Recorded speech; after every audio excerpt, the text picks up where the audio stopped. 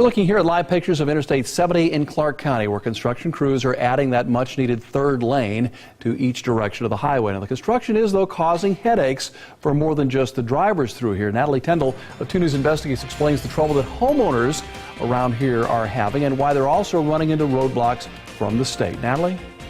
Well, residents from these two subdivisions, Arrow Creek and Ashbrook, reached out to 2 News Investigates. They say this interstate is getting increasingly loud and they want a noise barrier wall. The problem is they claim ODOT does not have standard rules in place for deciding where to put them.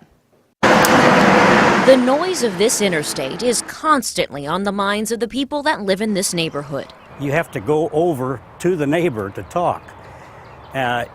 When we entertain, it's quite a distraction for people. So when Jack Meacham and his neighbors found out ODOT was adding a lane to the road, they asked for a noise barrier wall. It's getting louder as time goes on.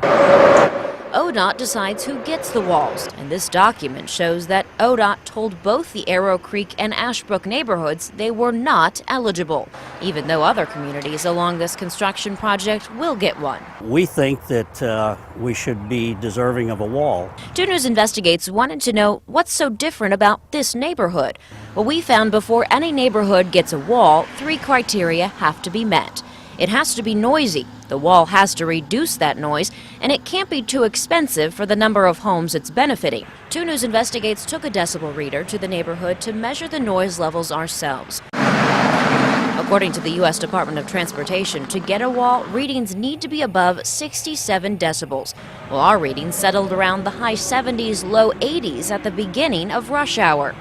ODOT agrees it's loud, so the neighborhood meets that requirement.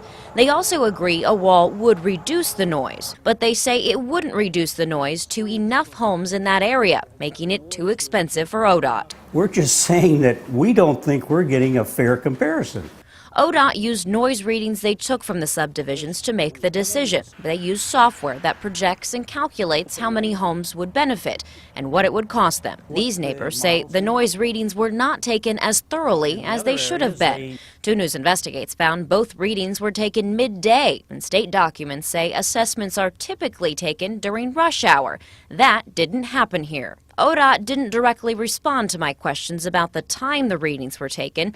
They said they reviewed the noise levels twice in that area and longer-term readings were not necessary. ODOT believes the criteria they use works, but Meacham disagrees. People come over to the house to visit and they say, my gosh, the noise is terrible.